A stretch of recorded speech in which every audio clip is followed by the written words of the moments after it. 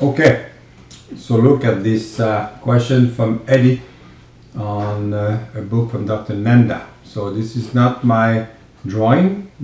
Comes from Dr. Nanda's book, Biomechanics in Clinical Orthodontics in 1997. I will try to explain the 5 or 6 different tooth movements. It's actually 5. So the first one is uncontrolled tipping. So here you put a force on the bracket and it's just simple force. A simple force away from the center of resistance will give us a moment, which is this moment, which is in blue. So the force is actually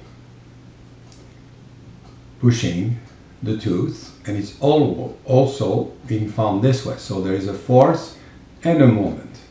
So what happens now, if you don't want uncontrolled tipping, where the apex is actually moving this way and the crown moving this way around the center of rotation, about at this level.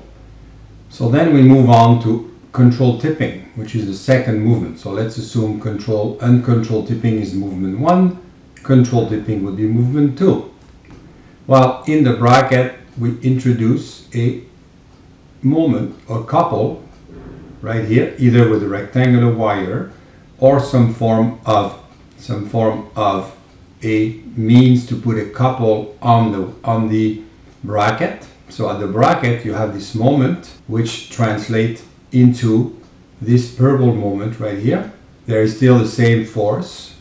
So at the center resistance you will have the force and this moment right here,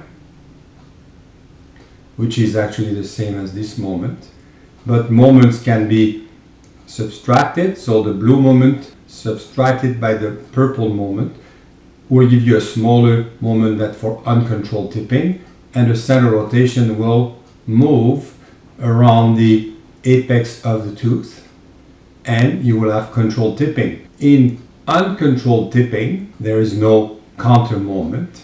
In controlled tipping there is a small counter moment. Now let's move on to number 3, which is translation, which is a lot of people like to get when they retract canines. So all you want to do is have a resultant force which at the center resistance will end up retracting the tooth into a bodily motion. You push a simple force right here, which is found again at the center resistance, but the problem is you have created this blue moment, which is right here. In order to minimize or actually cancel this blue moment, which is counterclockwise, you need a clockwise moment that is actually here and created by a force couple that you apply to the bracket. So at this time the two moments are equal and opposite and they cancel each other.